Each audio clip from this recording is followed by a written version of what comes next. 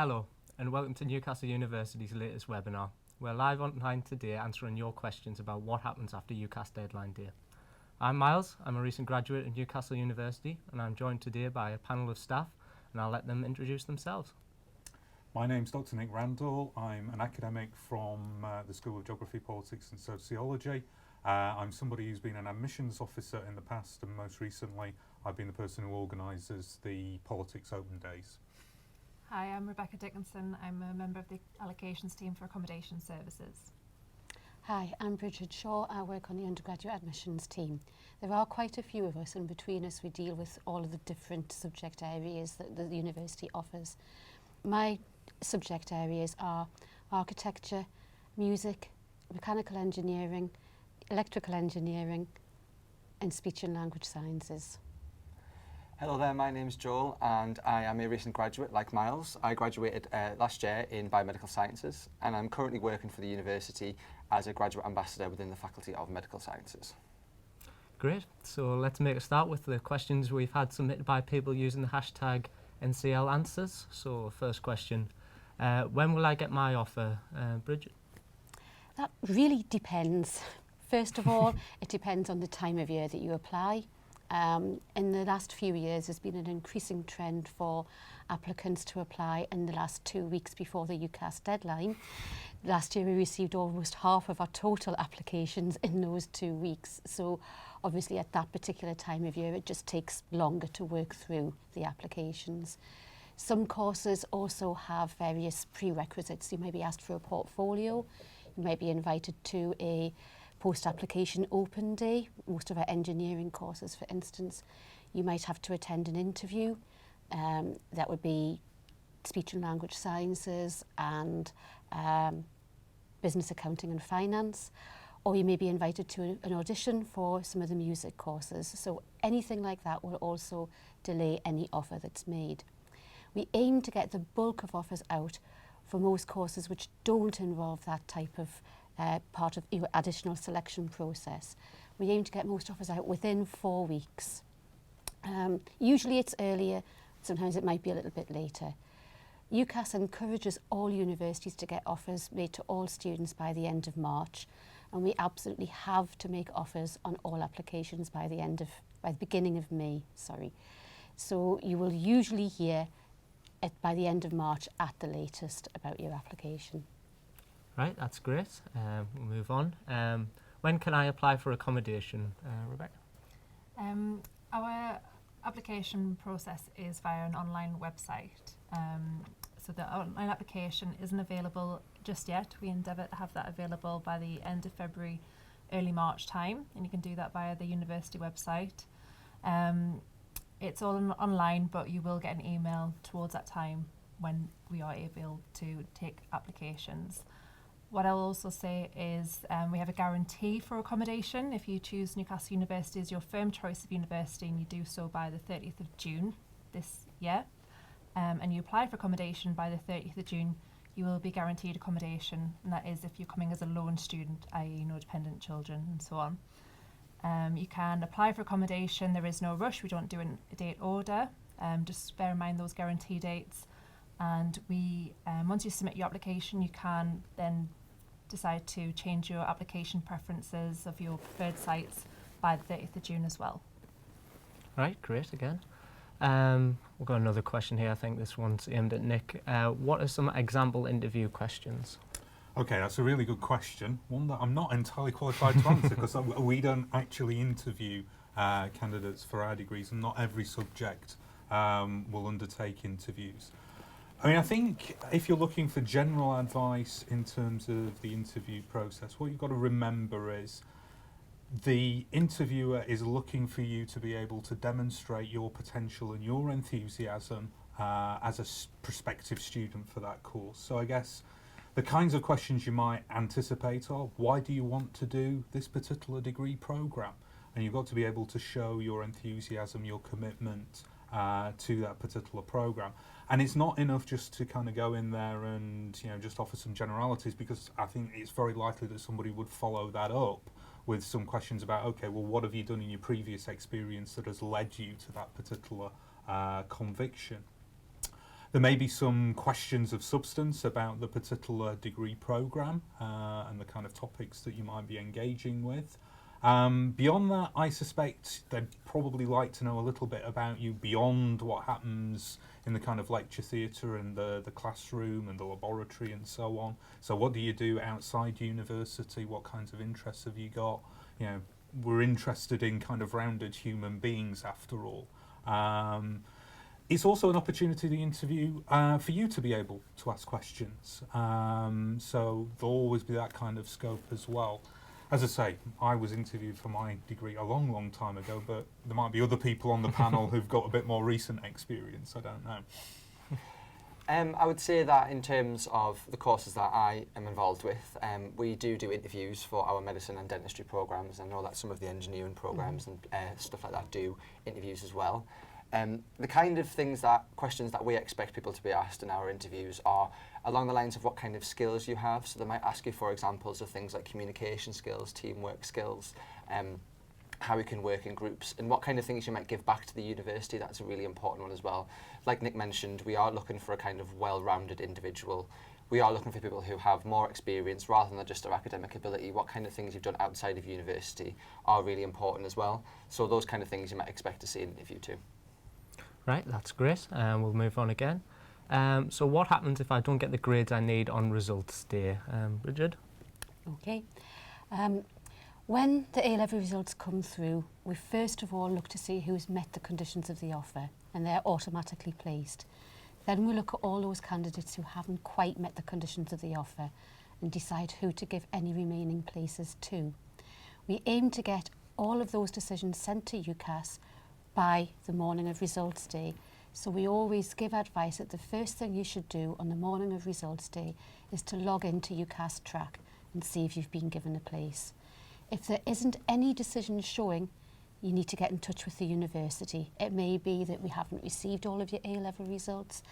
We may be wanting to offer a different course. There could be any number of reasons, but the important thing is to get in touch. If you've been unlucky enough not to be accepted onto either of your choices, then you need to have a look at the clearing system. We, the university, have our own clearing webpage where vacancies will be advertised. There's also the UCAS website, and that should be your first port of call if you haven't been lucky enough to get in with the A-level results that you've got. We do make an effort to accept the students who narrowly miss if we can, and in most years we are able to accept quite a few candidates who don't quite meet the conditions of the offer. So don't panic too much, I think, is what I'm trying to say. Okay, we had a question come in here. I was ill last month and missed lots of lessons at school. I'm worried it will affect my grades. What can I do? If we could take that to Nick. Yeah. Okay, I mean, the very short and very simple answer is get in touch. So either get in touch with the admissions office or get in touch with the academic selector for that particular programme. We do have some scope to take into account mitigating circumstances. So if you've been ill, you miss lessons, if a teacher's suddenly left or they've been ill, these are all the kinds of things that we can kind of factor into the offers that we're actually making. I don't know whether Bridget's got anything to add to that.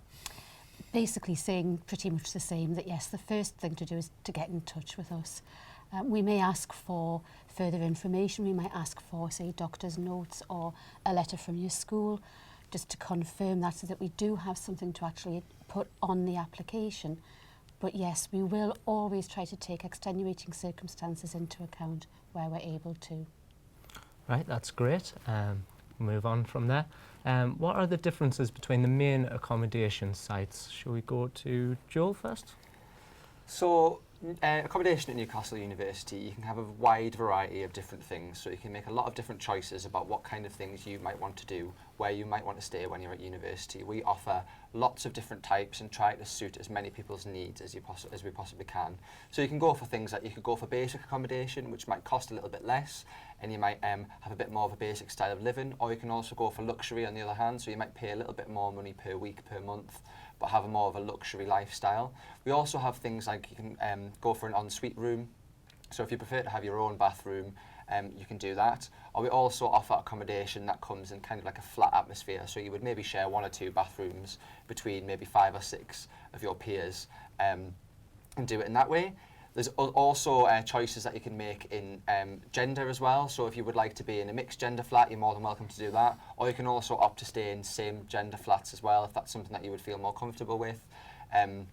We do also offer catered and also self-catered accommodation. So our probably main catered accommodation is called Castle Leazes. It's very close to the city centre, very close to the university campus. A lot of students opt to go in there, so you get a couple of meals a day in there. If you don't fancy, you know, moving away from your mum and dad and doing your own cooking and things like that, you're more than welcome to stay in catered accommodation. Then there's also self-catered as well, on the other hand, if you would like to move in and be able to do your own thing a little bit more in that kind of way. I don't know if you've got any more light to shed on that, Rebecca. Yeah, I mean, there's some great points that Joel's just highlighted there. Other things I would mention in my capacity working in the accommodation office is to consider about affordability. First choice is to maybe look at all the prices, which are clearly labelled in all our literature, about the contract lengths. That is something else maybe pick up on. For 38 weeks is minimum, which will cover you for your entire course length. But there are accommodation which are university managed that offer longer term contracts. So it's just something to be aware of on that. The cost, as I say, is something to use as your guideline on choosing your accommodation and listing it as your preferences from 1 to the maximum number. At the moment that could be up to 10, but until we go live it might change. Then it'll be looking at accommodation that's available on site, on campus, just a little bit off campus within maybe a 10-minute walk, as well as we also have 3 accommodation sites that are that little bit further out, which you would need the public transportation, which is all easy accessible via the Metrolink or bus stops, and our accommodation costs do reflect the additional costs that transport to the university does incur. Also just that you as an individual, do you want to acquire a site? So maybe look at sites that are a little bit smaller in numbers. The flat basis, you probably find it's a bit of a community, whereas on a corridor, you might find that you don't have that necessarily that little communal flat area, and that might suit some, but not so many others, as you want somewhere just to get together with your other flatmates. So there's lots to consider, but all available on our university website and brochure to find out more information. Right, that's great. I have another question come in. Is it compulsory to attend a post-application visit day? I think I'll take this one. Long and short of it, no, but most sort of courses do prefer you to sort of come in, have a look and come in for the sort of post-application visit days. I know we have people who've organised them here. So do you know if you'd like to jump in? For my subject, it's not compulsory. However, we're really keen to encourage people to come. They are very different, the post-application events, to the ones where it's much more of the general kind of university-wide event that's perhaps been something that you might have done in July or in September of this particular year. What we do is we go into a lot more detail about what the course involves. We've got a lot more opportunities to ask questions. You'll get to meet some of the existing students usually on the degree programme that you're applying for. The admissions officer will be there. There very often be talks about careers, about the accommodation as well. So it really is a very good opportunity to see exactly what the degree programme will involve, and as well as that, what life will be like as a kind of Newcastle student. I don't know whether Bridget's got anything else to add. Just to add that most of our engineering courses, however, prefer students to attend the post-application visit days because they usually also contain a short interview, and so that's part of the selection process. I know that mechanical engineering, for instance, they tend not to make offers until after students have attended, so it might be worthwhile just double checking. If you are applying for one of those courses where a post-application visit day does include that short interview and you cannot attend, lots of other universities have their visit days and open days and interviews all around the same time, and if you just cannot attend, if there's financial reasons, etc., then that's when you would get in touch. If there's genuine reasons why you can't attend, the selector will try to make a decision without insisting that you come and visit. Right, that's great. Just a reminder that we're live online today answering your questions about what happens after UCAS deadline day. So do send us your queries using the hashtag NCL Answers, and we'll move on to the next question. We have a question here. I have an offer. Can I still defer entry? Nick? Speaking for my own subject area, we're pretty flexible. So if somebody did decide, oh, I'm going to take a kind of gap year, I didn't kind of anticipate doing this when I made my my application initially, that's normally not a problem. I can't speak for the kind of broader university community, so I don't know whether kind of Bridget's got more of an overview on that. I would say that for the vast majority of courses, deferring your entry is not normally a problem. You would still have to meet the conditions of your offer in August. Again, if you don't quite meet those conditions, the same process applies whether you're applying for deferred entry or looking to enter in this academic cycle.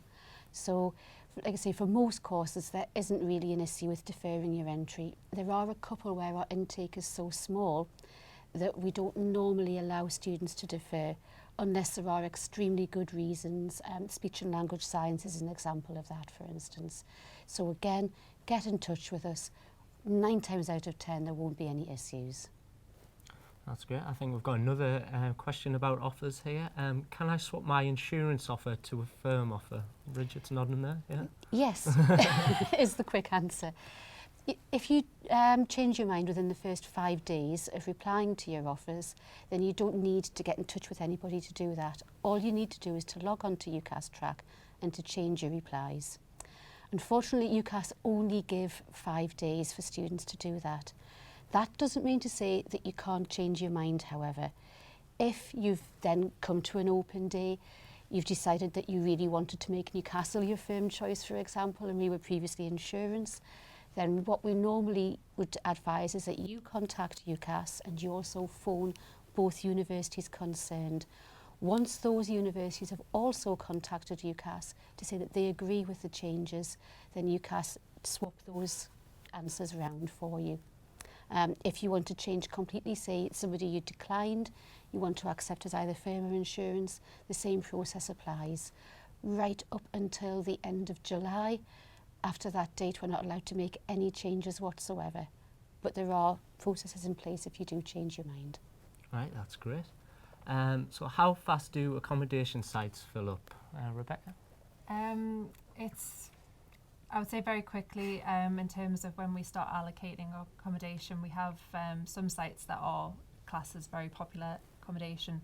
And say, for instance, when we do our main application processing, straight after the A-level days, we are working non-stop really. Weekends we come in and start allocating, so we are in the process of trying our best to get out accommodation offers. So bear in mind, in terms of you don't have any control over that, I guess. The only thing is to make sure you are applying for accommodation via the guarantee that I mentioned earlier. If you're an insurance applicant, still apply for accommodation, although you're not guaranteed, is something else I should probably highlight. We always try and endeavour to help you with that accommodation offer as well.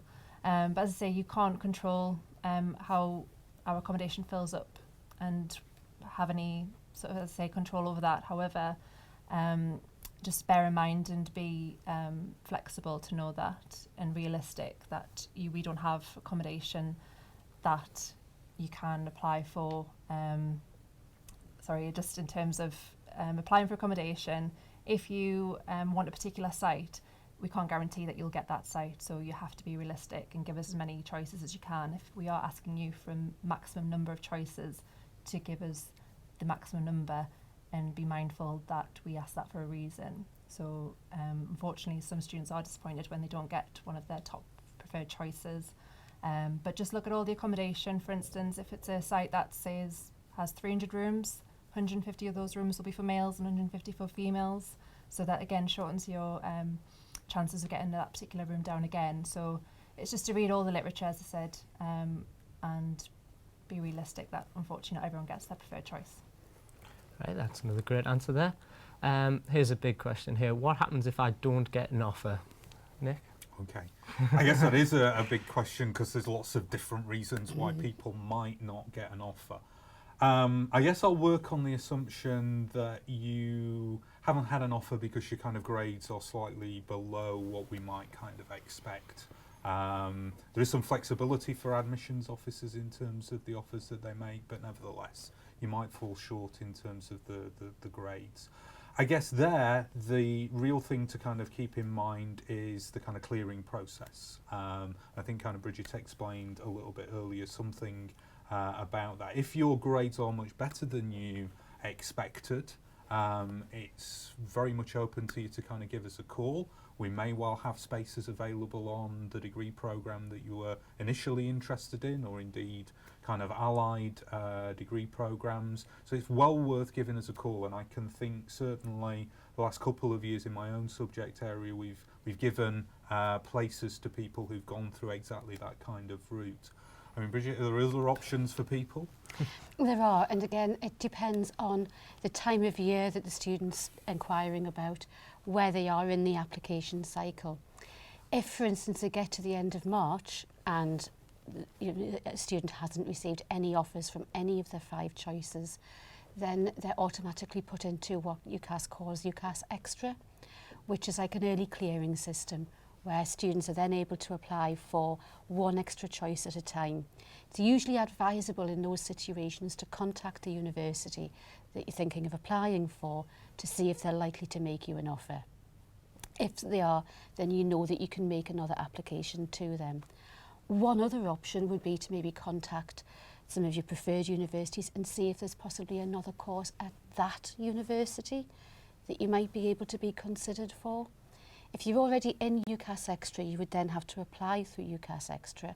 But if you're holding a couple of offers, as long as you don't reply to those offers, then we can consider your application for a different course and then send a change decision to UCAS if we decide to make an offer. So up to June, there are those options open.